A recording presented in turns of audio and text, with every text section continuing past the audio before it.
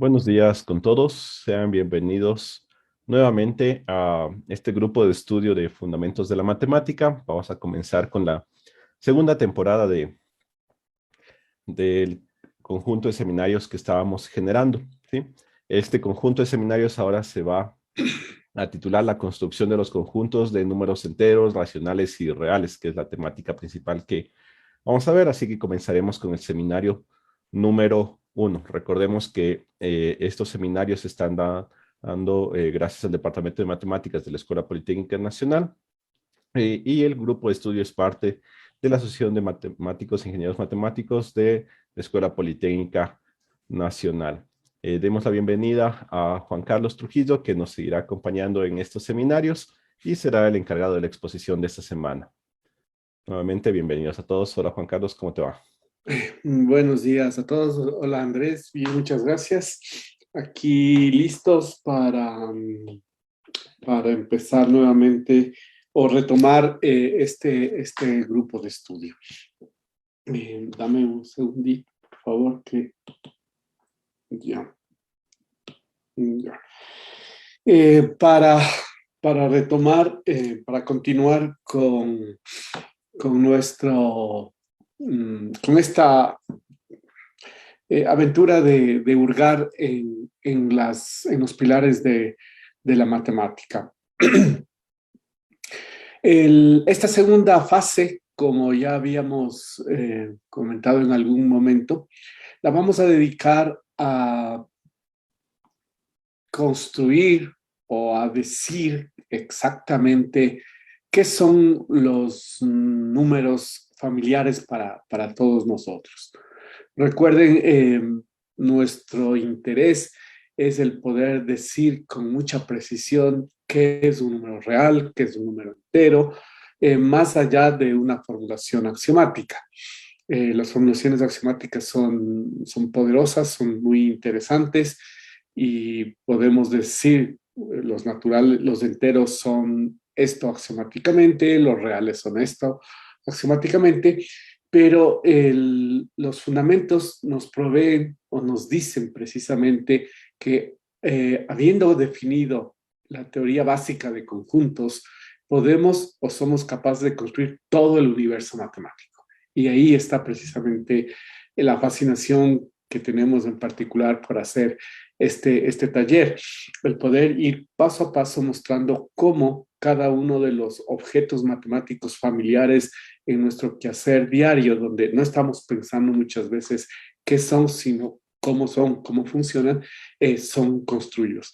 Es el mirar tras bambalinas, es el mirar en los orígenes de cada uno de estos conceptos. En particular, en esta segunda etapa, en esta segunda temporada, el objetivo es que ustedes, digamos, con un primer impulso de parte nuestra, construyan, definan con precisión los enteros, los racionales, los reales y los números complejos a partir de los números naturales, que a su vez fueron construidos fundamentalmente con la noción de clase conjunto y más o menos unos 8 axiomas por ahora. Bien, ¿cómo se hace esto? ¿Cuál es la herramienta de la que disponemos para poder realizar estas construcciones? Esa herramienta poderosa que la van a aplicar para los números enteros, etcétera, permite construir nuevos objetos matemáticos. Esa herramienta no solamente nos dice sobre los números, sino nos da estructuras bastante complejas e importantes en la matemática. Esa estructura son las relaciones de equivalencia. No sé, copió. Son las relaciones de equivalencia. Todos ustedes seguramente ya las han conocido, ¿no? Y se han topado con ellas. Y lo que vamos a ver ahora es precisamente cómo cómo son capaces de construir muchas cosas. En esta sesión voy a presentar algunas ideas o ejemplos, más que todo, en dónde están presentes. Por supuesto, en el motivo de esta segunda etapa va a estar presente. Y la próxima sesión, Andrés hará los detalles técnicos de las relaciones de equivalencia, y a partir de la tercera sesión ya nos enfrentaremos a su aplicación.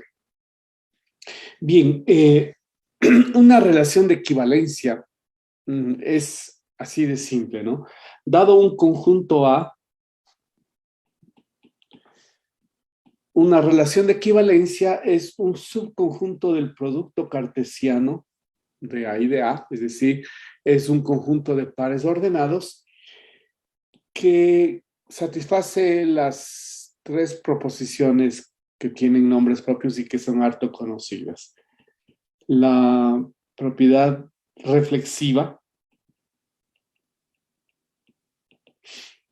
para todo X en A, el par ordenado de X y X pertenece a R. Este conjunto es simétrico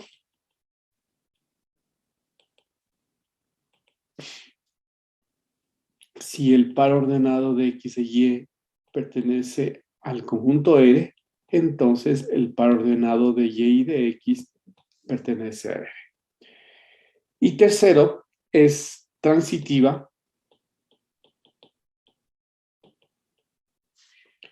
si los pares ordenados de X y de Y de Z pertenecen a R, entonces el par ordenado de XZ pertenece a R.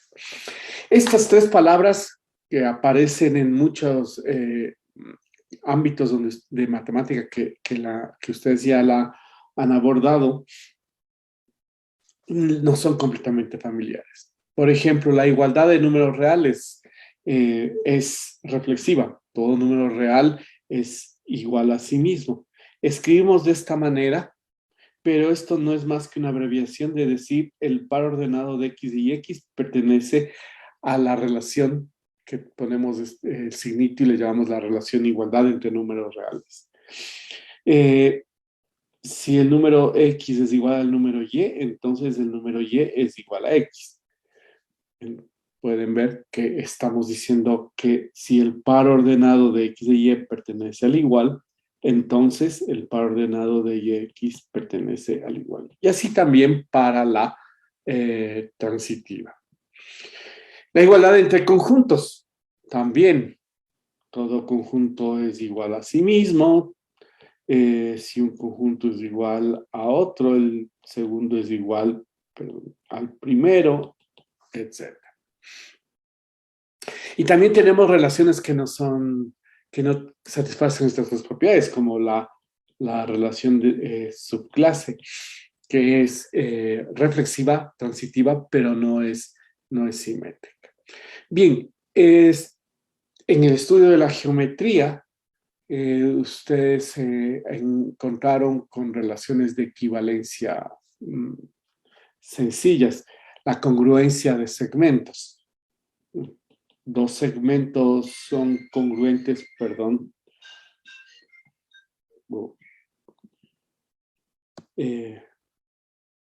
Perdón. La congruencia, estoy acá. La congruencia de segmentos, que se define así, dos segmentos son congruentes si sus longitudes son iguales, perdón, si sus longitudes son iguales, es una relación de equivalencia, porque todo segmento es congruente consigo mismo. Si un segmento es congruente con otro, entonces el segundo es congruente con el primero. Y todo eso gracias a que la igualdad de números reales es una relación de equivalencia. La congruencia entre ángulos también sigue la misma tónica. La congruencia entre triángulos, un triángulo es congruente consigo mismo, si un triángulo es congruente con otro, etc. Nos encontramos en todos esos ámbitos con relaciones de equivalencia. Bien, ¿qué les hace de especiales a las relaciones de equivalencia? ¿Qué hace que nos interesen mucho y cuál es su poderío? Las relaciones de equivalencia tienen la potestad de clasificar a los conjuntos, tienen la potestad de mirar a un conjunto de formas diferentes. Por un lado, manteniéndole en su naturaleza y por otro lado, creando una doble o una nueva naturaleza. Empecemos con un ejemplo bastante sencillo, medio cotidiano podría decirse. Si tenemos un grupo de personas, imaginemos los estudiantes de un curso. Pues aquí está un curso, Fundamentos de Matemática, y en este cuadrado están los estudiantes. Tengo 150 estudiantes, hay hombres y mujeres, por ejemplo, y a este grupo de personas les puedo ver de forma individual. El estudiante cuyo nombre es tal, el estudiante que es hombre, la estudiante cuyo nombre es tal y es mujer, el estudiante que tiene este nombre y tiene esta edad, etc. Al conjunto FM le puedo ver como a través de cada uno de sus elementos. Están pertenecientes a una nueva unidad que es el conjunto. Sin embargo, puedo también mirar de esta manera. Por alguna razón, puedo mirar y solo preocuparme quiénes son hombres y quiénes son mujeres. Entonces, le divido al conjunto en dos subconjuntos, el de los hombres y el de las mujeres. Y al hacer esta partición, al hacer esta división, por el momento solo me voy a preocupar de no distinguir un estudiante de otro por su nombre, sino distinguir únicamente por su sexo. Entonces, dos estudiantes del grupo M se identifican entre sí en la medida en que si solo me interesaría consultar algo a una mujer, me daría lo mismo preguntarle a esta que a esta. O si solo quiero saber algo de un hombre, consultarle a cualquiera de ellos. La característica más importante es que si solo me interesa pensar entre hombres y mujeres, ahora el nuevo conjunto que tiene dos elementos, ¿sí? Tiene dos elementos y no me preocupo más. Es decir, a FM ahora le veo solamente, no voy a poner exactamente así, como un conjunto de dos elementos. Y las acciones que haga solo por ser hombre o por ser mujer, tiene que verse con dos objetos. Mientras que el FM original tiene 150 estudiantes. Bien, la clasificación tiene propiedades bien interesantes.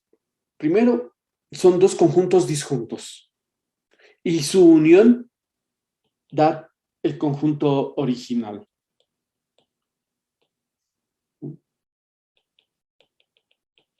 Da el conjunto original. Y lo más interesante es que esta partición recíprocamente genera una relación de equivalencia, porque puedo definir así: X de Y pertenece a la relación si X y Y ambos pertenecen a la misma clase, la misma, o solo H, o pertenecen a esta. Y si pertenecen a clases diferentes, no están relacionados. Eso obviamente me da una relación reflexiva, porque X se relaciona consigo mismo porque está en H o en M. Si X y Y está en H, significa que ambos son hombres o ambos son mujeres. Por tanto, Y y X están en la relación y así, ¿no? Y efectivamente esta idea entonces de poder clasificar o particionar un conjunto de objetos se corresponde con la idea de una relación de equivalencia. Y esa es una de las primeras características que tenemos digamos, como potencial para hacer lo que hacemos con las relaciones de equivalencia. Voy a pasar a un ejemplo más científico, como el tema de los vectores libres, se suelen llamar en la física o en la matemática. Cuando se estudia un problema, por ejemplo, un determinado problema de fuerzas, tenemos un plano inclinado y sobre el plano inclinado tenemos un cuerpo. Entonces, este cuerpo está todo él sobre esta superficie y hay una fuerza que se opone al movimiento. En este caso pensaríamos que es así, que se llama la fuerza de rozamiento. Sabemos que hay una reacción de la superficie perpendicular a este cuerpo, a la que llamamos la normal. El cuerpo en sí mismo está atraído hacia la Tierra por acción de la fuerza de la gravedad, su peso, y dibujamos, por ejemplo, eligiendo este punto, asumiendo que es el centro de gravedad, es decir, en donde idealmente se encuentra el equilibrio del cuerpo. Y si además alguien tirara de, de este cuerpo, y quizás con no tanta fuerza como la que le impulsa caer, tenemos otra fuerza. Entonces, todo este cuerpo está sometido a varias fuerzas. Y en el análisis que se hace, se decide elegir un centro, un punto de referencia, que generalmente suele ser el de gravedad, y escribir todas las fuerzas en ese punto. Poner aquí la F, aquí la N, aquí la FR, ¿no? Y aquí el peso así, el peso de esta manera. No, bien estaba, sí. Todas estas fuerzas las hemos movido a un solo punto. Las hemos trasladado, las vemos como vectores, como flechas paralelas que son idénticas. Y entonces tenemos nuestros modos de operar con ello y decir cosas sobre la situación. Si el cuerpo se mueve, no se mueve, con qué velocidad se mueve, cuál es la energía que tiene en ese punto, cuál es la energía cuando llegue a la base del plano inclinado, etc. Damos cierta información. Para eso usamos un modelo matemático, una teoría matemática sobre los vectores que nos permite llegar a esas conclusiones. Esa teoría matemática, que está basada en los espacios vectoriales, tiene que ser capaz de explicar por qué y cómo movemos y esas fuerzas sin que pierdan sus propiedades. Cómo les ponemos a estas flechas en este punto. Y entonces, idealmente, pensamos en el espacio vectorial, por ejemplo, R2, en donde los vectores, si los dibujamos, son todos flechas que tienen como origen el 0, 0, el 0 del espacio vectorial. Todos los vectores son así. No hay ningún otro tipo de vector en el espacio vectorial R2, solamente allí. Sin embargo, al usar esto como un modelo, quisiéramos ver cómo interpretar o cómo hacer que esta flechita que está acá, esta F, se corresponda o pueda estar dentro de este ámbito. Bien, entonces lo que hacemos idealmente es considerar todas, digamos, cojámonos a la F por un momento, considerar a todas las flechas, estas F1, F2, que sean, como se dice en física, ¿no? Que tengan la misma longitud, que tengan la misma dirección, que tengan el mismo sentido. A todas estas infinitas, y así como hicimos con el conjunto de todos los hombres, el conjunto de todos los estudiantes de la materia, les vamos a agrupar y encerrar en un solo conjunto. Y ya, hacemos eso y simplemente les vamos a ver como un solo objeto. Entonces, a esta que acabo de hacer, le vamos a identificar con el vector que es uno de ellos, ¿no? Obviamente es uno de los que está aquí. Y le distinguimos de cualquier otro, ¿sí? Le distinguimos de cualquier otro. Y entonces a este segundo vector, al G, asimismo, le vamos a agrupar con todos estos vectores libres, vectores físicos. Para lograr eso, simple y llanamente vamos a definir, o para clasificarlos, vamos a definir una relación de equivalencia. Es decir, a todos los posibles,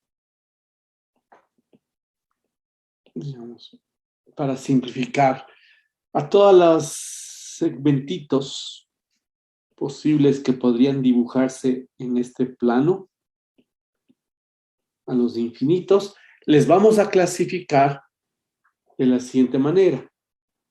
A todos los que son paralelos y de la misma longitud, les ponemos en un grupito. Y entonces decimos que dos de estos están en este grupito, en este conjunto, si son paralelos y tienen la misma longitud. Entonces, este de aquí con este de aquí no se relacionan porque no son paralelos o no tienen la misma longitud. Bien, esa es la manera, una forma de justamente que tenemos para ignorar estas diferencias. En algún momento no me interesa si el vector o la fuerza está en una cierta posición, sino solo me interesa que tenga una longitud o una intensidad o una magnitud, que tenga una dirección y que tenga un sentido determinado. Cualquier flechita me va a servir, no importa si está en este punto o en otro punto. Bien, esta es una de las aplicaciones que tenemos precisamente de las relaciones de equivalencia. Otra más matemática y que la voy a mostrar con más detalle es lo que hacemos con los conjuntos de los números enteros. Con el conjunto de los números enteros, bueno, ahora vamos a manejarlo con lo que conocemos de los enteros, es decir, mirándole como la unión de los naturales y los inversos aditivos de los naturales.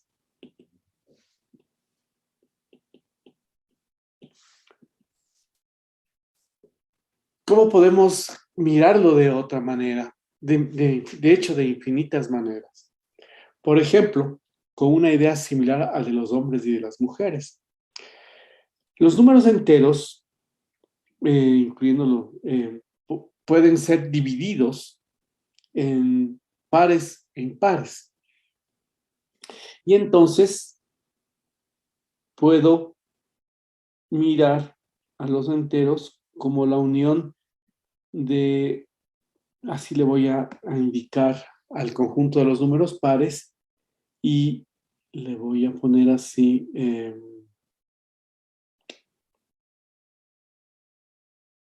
ahorita le voy a hacer simplemente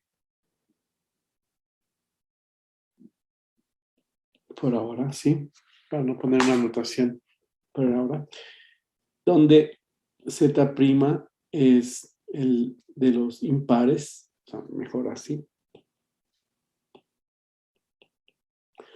Todo de los...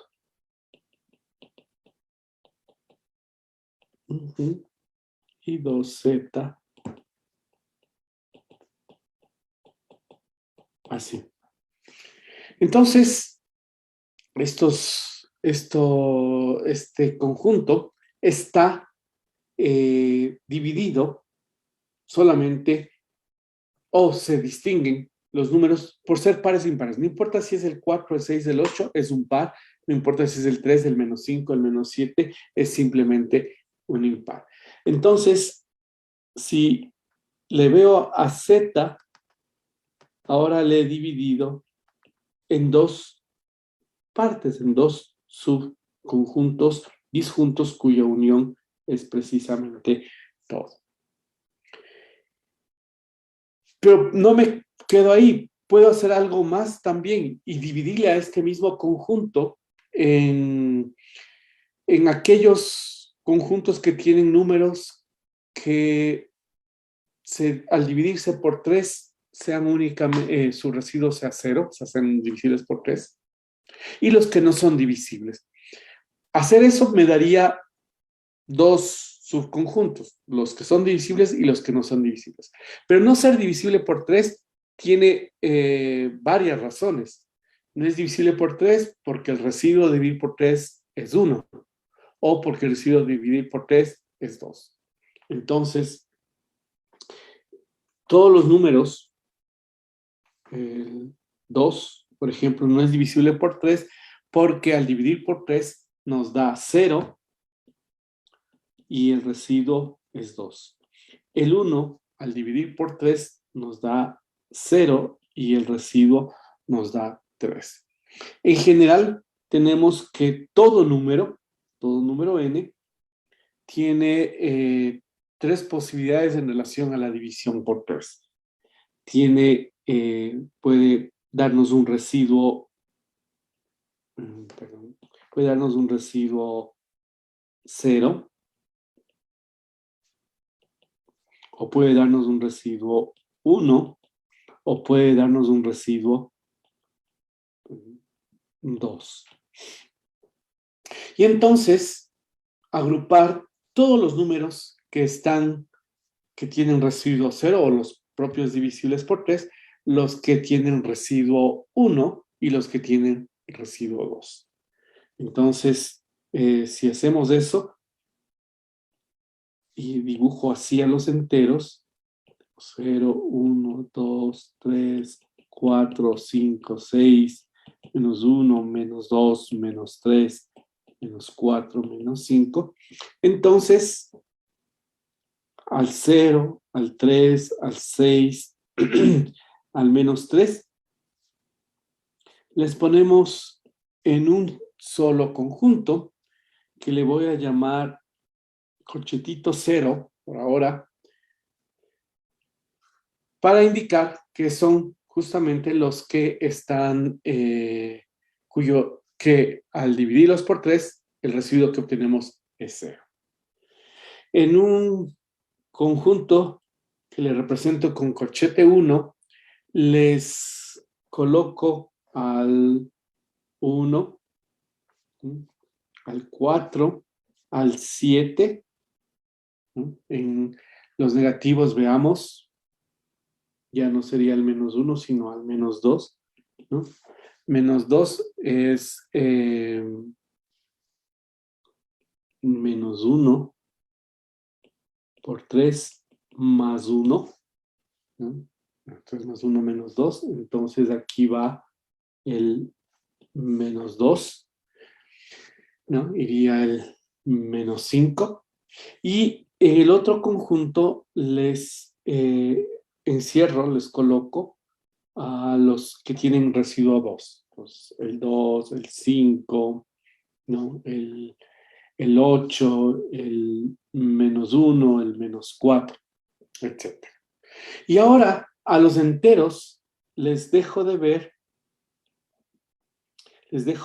como este conjunto de -5, -4, etcétera, 0, 1, etcétera, y le voy a ver por el momento así.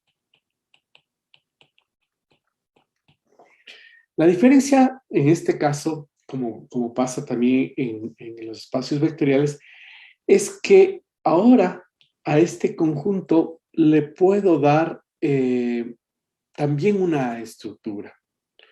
Puedo definir operaciones sobre este conjunto. Puedo hacerle ver con un conjunto que ya no solamente de 3 elementos. Puedo, por ejemplo, definir así.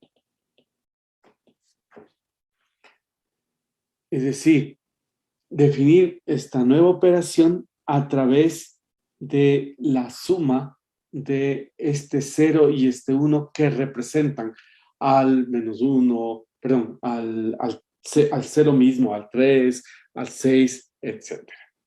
Bien, esto que he hecho con 3 puedo hacerlo con 4, puedo hacerlo con 5 e ir generando de esa manera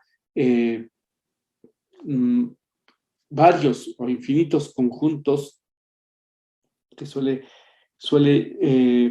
representarse con Zn y digamos, así, hasta n-1, este sería el Z3, ¿no? Bien, ¿para qué hacemos eso?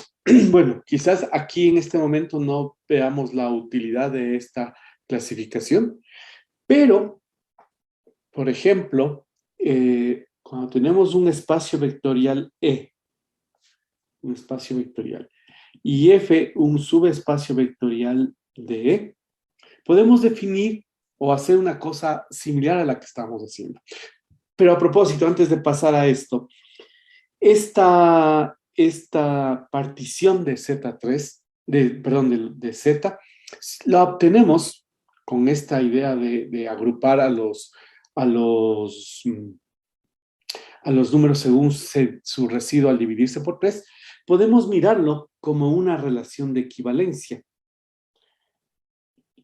Si el par ordenado de X de Y pertenece a R, si al dividir X por Y, X por 3, al dividir la diferencia de X de Y por 3, el residuo se hace 0, ¿no? Es decir, si X menos Y es divisible por 3. ¿Y qué significa que X menos Y sea divisible por 3? Que existe un natural o un entero tal que X menos Y es igual a 3K. ¿No? Y esto significa que existe un K en Z tal que X es de la forma 3K menos Y.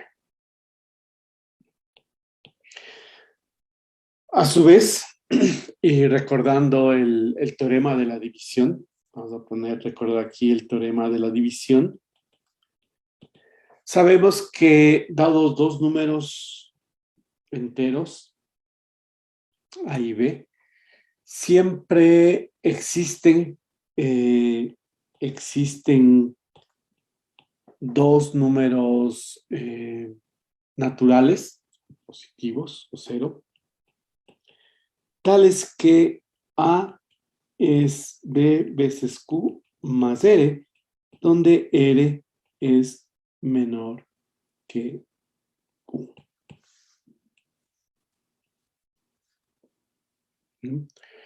Entonces, el Perdón, que B. Aquí estoy poniendo mal. Que B. Entonces, dado dos números, siempre, por ejemplo, si tomamos B igual a 3, entonces, dado el número A, siempre existe un Q, tal que A es 3 veces Q más R, donde R es menor que 3 y mayor o igual que 0. Es decir, R puede ser 0, 1 o 2. Entonces, en este caso, es lo que hacemos con todos los números. Todo número entero va a tener, al dividirse por 3, un residuo o 0, un residuo 1 o un residuo 2. Y por eso, todos los elementos de Z, cuando definimos esta relación, vamos a poder clasificarlos. El concepto que nos va a ayudar a eso es la definición de una clase de equivalencia. Si X es un elemento de Z, usando esta notación, vamos a agrupar a todos los elementos de Z, tales que X y Y están relacionados. Es decir, tales que X y Y están relacionados porque el residuo de dividir por 3 nos dé, sea igual a 0. Entonces, cuando tenemos al dividir, digamos, nos preguntamos si uno está relacionado con, por ejemplo, cojamos la clase de equivalencia de 2. Entonces, si queremos saber que X pertenece o no a esta, solamente restamos X de 2 y nos preguntamos si está, si el residuo nos da 0. Si no nos da 0, entonces no está en la, perdón. Aquí nos preguntamos si cuál es el residuo, perdón, de la división de 3 por X menos 2. Bien. Esta, digamos, es la idea central que vamos a utilizar para poder definir los números enteros, los números racionales, ver la forma cómo clasificar a los conjuntos, a sus elementos, y de forma que conformemos un nuevo conjunto con estas clases de aquí, ¿no? Quiero volver para el tema del espacio vectorial.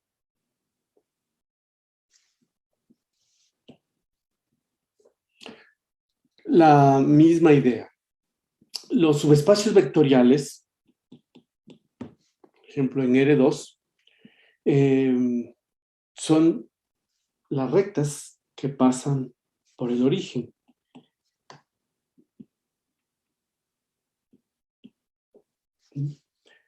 Bien. Sin embargo, en la geometría tenemos rectas que no pasan por el origen. Por ejemplo. Entonces, esta recta L, esta recta M. Entonces, nuevamente, lo que vamos a hacer es definir una relación de equivalencia sobre, o en parte de este espacio, para que podamos tomar todas las L's, por ejemplo, si es paralela a M, la L' paralela a L y L' y paralela a esta F. El modo que tenemos de hacer es muy parecido a lo que hicimos aquí. Si, como dije, F es un subespacio vectorial de E. Entonces vamos a definir la relación siguiente. Vamos a definir la relación sobre el producto cartesiano de E y E, de modo que la diferencia de X y Y pertenezca a F. ¿Cuál es el sentido o el significado en este caso? Esta resta, que se transforma si U es igual a X menos Y, entonces X es igual a U más Y, por ejemplo. Y esta suma se puede interpretar como, por ejemplo, la traslación de Y por el vector U o la traslación de U por el vector Y. Y esa es la idea intuitiva que tenemos. Si F es el único espacio vectorial, en este caso, no hay L y L' no son espacios vectoriales porque no pasan por el cero, entonces todas las rectas las trasladamos a F, o mejor visto, a las rectas les vemos como la traslación de F. Es decir, F existe como subespacio vectorial, L y L' no existe. ¿Cómo las creamos? Las creamos trasladándoles imaginariamente F a la posición de L', y esa es la L', y F a la posición de L. Entonces, al definir esta relación de equivalencia, vamos a construir estos conjuntos que se llaman las relaciones de equivalencia, las clases de equivalencia para cada elemento de este espacio. Entonces, si A pertenece al espacio, la clase de equivalencia de A es la clase de todos los vectores, pares ordenados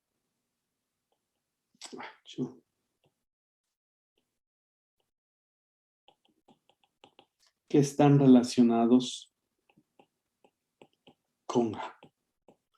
Es decir, son todos los elementos de E tales que la diferencia de A y B, voy a ponerle mejor así, da lo mismo, ¿no? Voy a ponerle así, pero para facilitar.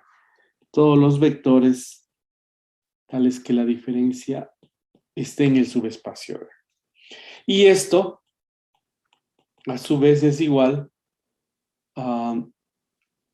No, perdón. Vamos así. Como B menos A pertenece a F, entonces llamémosle C a esta diferencia, y eso significa que B es A más C, donde C pertenece a F.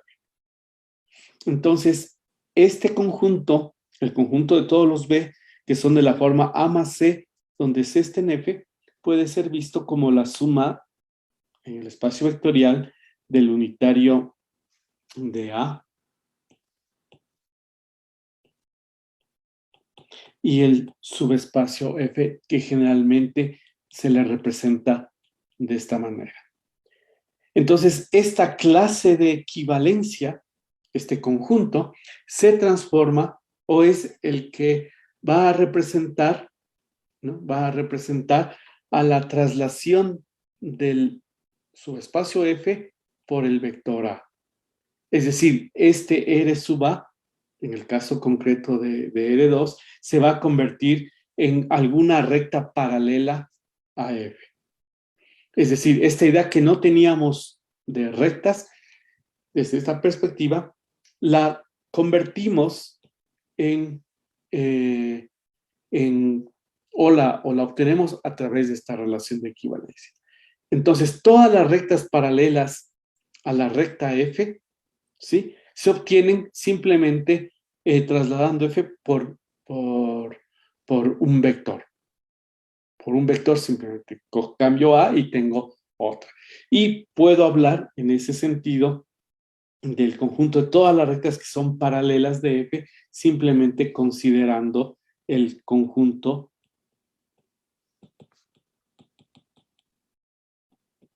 de las clases de equivalencia.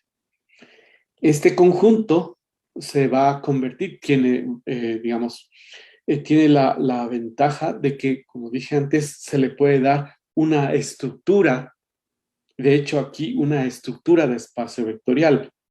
Sobre él podemos definir una operación de suma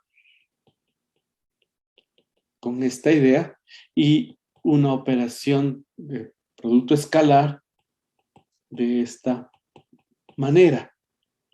Y a este conjunto convertirle en un espacio vectorial.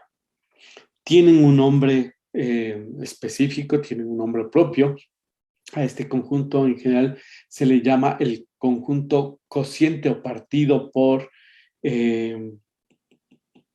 la relación de equivalencia.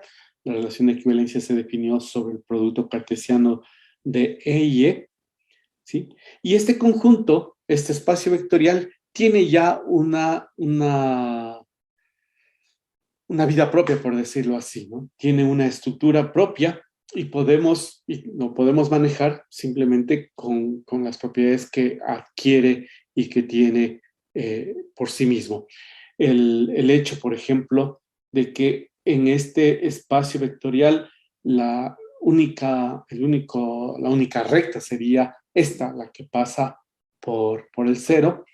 En este conjunto tenemos las infinitas rectas que pueden ser paralelas al conjunto F. Bien, de esta manera hemos creado un nuevo conjunto.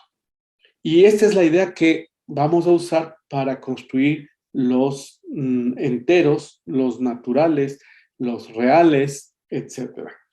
De los naturales, vamos a construir los enteros como el conjunto cociente del producto cartesiano por una cierta relación de equivalencia. Igual que pasa con los espacios vectoriales, aquí se le va a dotar de una estructura, en este caso, similar, o digo, más amplia que a las naturales. Aquí va a haber una suma, va a haber una multiplicación. Los naturales están restringidos en cuanto a sus operaciones porque la suma no tiene inverso aditivo o exceptuando el cero, ningún otro elemento tiene inverso aditivo. Aquí esta suma tendrá inverso aditivo para todos sus elementos. Aquí podemos multiplicar, acá también con menos restricciones, etc. Y con una ventaja desde la perspectiva de la matemática, que seremos capaces de sumergir el conjunto de los números naturales en el conjunto de los números enteros. Es decir, cuando digo sumergir, estamos diciendo en que obviamente el conjunto de los enteros es un conjunto completamente diferente en cuanto a la naturaleza de sus elementos. Los elementos de los enteros son conjuntos cuyos elementos son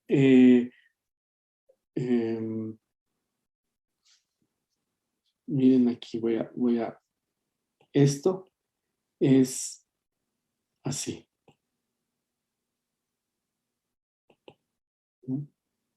Donde este A, definimos la relación aquí, donde este A es un número natural. Este sumergir se ve simplemente con este otro concepto poderoso que tenemos en matemática, que son de las funciones biyectivas que preservan propiedades. Es decir, si aquí hay una suma, acá va a haber una suma asterisco que preserve las propiedades de la suma aquí. Al punto que luego olvidaremos a este conjunto y solamente le recordaremos a este. Un proceso similar, mediante relaciones de equivalencia, nos permitirá construir los racionales como un conjunto cociente de z, el producto cartesiano de z y z menos el 0 y de una relación de equivalencia. Y así, de modo similar, podemos hacer y haremos a los reales, a los complejos. Y esta herramienta se aplica en muchos otros contextos de la matemática para construir conjuntos que por alguna razón nos resultan insuficientes. Los naturales nos resultan insuficientes porque no podemos definir, por ejemplo, la resta o no podemos resolver todas las ecuaciones que aparecen para los números naturales. Los números enteros nos resultan insuficientes porque no podemos dividir sobre ellos, no podemos hacer siempre todas las divisiones, ¿no? Decimos no podemos hacer las divisiones en el sentido de que restar dos naturales no siempre produciría un natural, restar dos enteros no siempre produciría un entero, o no siempre produce un entero, y así. Siempre que encontramos alguna dificultad, alguna limitación en un conjunto, pero quisiéramos tenerla, ya no podemos hacer nada con esos elementos como están. Tenemos que dar un paso adelante. En este caso, el paso adelante es extendernos, y este es el modo de extendernos, ¿no? Aquí la no existencia de todas las raíces cuadradas, aquí, digamos, de ciertas raíces, perdón, sí, de ciertas raíces, aquí de las raíces de los negativos, etcétera, hasta llegar a los complejos. Y bueno, aquí podemos tener más cosas y preguntarnos si podemos seguir extendiéndonos. La protagonista de todo esto va a ser el concepto de relación de equivalencia, ¿sí? Con todo lo relacionado, ¿no? Y eso es precisamente lo que desde la próxima semana, o Andrés va a ocuparse de explicar, de contarnos con todos los detalles qué es una relación de equivalencia, cómo trabajamos con una relación de equivalencia, y lo que viene a continuación en el taller o en el seminario será mostrar cómo la usamos para construir Z. Y lo que esperamos es que ustedes puedan hacerlo por sí mismos, la construcción de Q, la construcción de R, la construcción de C. Listo, muchas gracias, Juan Carlos. Sí, justamente ese es el objetivo de esta clase, fue tener una visión general de qué son las relaciones de equivalencia con los ejemplos que nos ha dado Juan Carlos, para a partir de la siguiente sesión, que será en 15 días, ver una formalización y ya con eso plantear la construcción de los enteros, de los racionales, de los reales y de los complejos.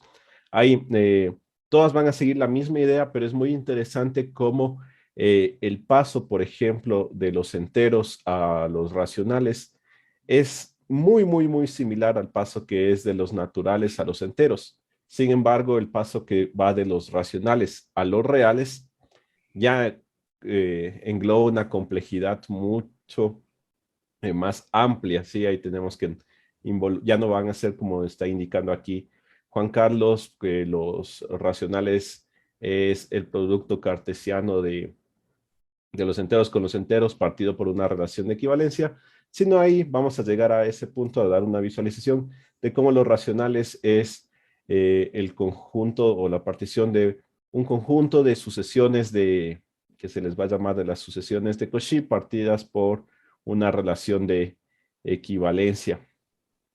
¿Sí? Entonces, ahí donde C son las sucesiones de Cauchy y R va a ser una equivalencia. Ya entonces eh, ese paso es mucho más interesante, mucho más complejo de maneras. Entonces continuaríamos con esto la siguiente semana, donde de mi parte les daré una introducción a la parte formal, a las definiciones formales, tanto de clase de equivalencia, de relación de equivalencia, del conjunto cociente, que nos ha dado Juan Carlos unos muy buenos ejemplos. Solo para no dejarle... eh, para que no quede. Sí, justamente vamos por ahí. Listo, no sé, ¿algo más que quieras acotar, Juan Carlos? No, digamos que, a ver, sí, acotar el hecho de que es muy entretenido o interesante poder ver, que nos expliquen cómo se hacen estas construcciones, pero lo más interesante es deducir las propiedades que se obtienen de los conjuntos. Es decir, eh, hacerlo por uno mismo, la verificación, esta verificación de que al hacer o construir un determinado conjunto cociente, obtenemos ese conjunto esperado. Y vamos a descubrir a veces la complejidad en el detalle, es decir, el probar que una determinada propiedad, una asociativa, una conmutativa, bueno, tal vez no conmutativa, pero la asociativa o algunas de las propiedades pueden resultar bastante elaboradas o detalladas, ¿no? Sí, así es. Bueno, entonces, gracias a todos por asistir a esta primera sesión. Seguiremos en la siguiente sesión en 15 días. La publicidad se la pasará por los canales tanto de la asociación como del Departamento de Matemáticas para que estén enterados. Entonces, eso sería todo y nos veríamos la siguiente semana. Hasta luego con todos. Hasta luego. Gracias.